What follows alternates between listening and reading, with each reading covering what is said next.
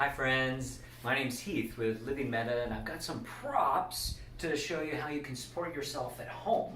And what I'd like to invite you to do is get a yoga strap, or you could also use an old necktie or belt, a blanket or two, or some large towels, and maybe you've got a yoga block, or you could even use a little couch pillow, firm couch pillow instead. So we don't need the blocks or blankets yet, but I'd like to show you a great opportunity of using some kind of strap or belt in front of you, a little wider than your shoulders. And you can inhale this up overhead, and then you can exhale back down. And just begin to slowly open up your breathing range of motion. Maybe you can go a little further back. Yeah. For more intensity, you hold a little narrower, and you'll notice your mobility is a little less open. For greater mobility, check out a wider stance, and then maybe explore. You can get perhaps all the way back behind you. And then after you get a few warm-up positions, maybe find and hold a juicy spot, or even consider changing the angle. Notice if there's any areas of resistance or any areas of stuckness. And here we're just using a little support, some props to help open up the wings of our heart and our chest. So take a few minutes to explore like that. And if you want to get a full spinal relaxation, let's come to the floor. Grab a couple blankets or towels. We're going to roll up a nice thick towel, and hopefully it's long enough that it can be right along the length of your spine. We're going to lay directly over that spinal layout. And maybe you even want to have a second blanket or a pillow or bolster under your knees. What we're going to do is we're going to sit with our sacrum just next to that blanket roll. We're going to support our knees, if you like, to help take off pressure from your lower back, and use your hands, your elbows to guide yourself down. And here is a great opportunity. If you're a little longer, you might need a pillow or extra blanket under your head, but roll your palms open and take a good 3, maybe even 5 or 10, 15 minutes to luxuriate in this position.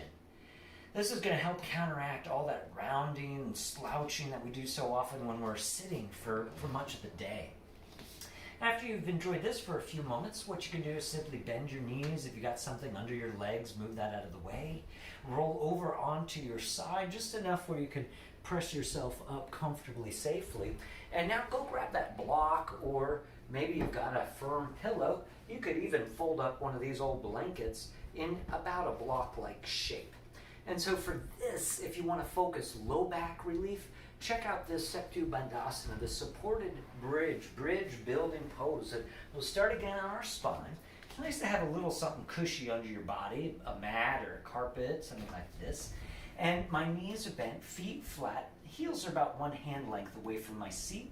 And I'm going to press up enough that I can begin to slide that bolster, that blanket, or I'm sliding that pillow underneath my sacrum. And it's very important where you put it. You don't want anything underneath your lower back bones. You just actually want it at or below the level of your waist. So keep that going. Let me show you where you want to position this.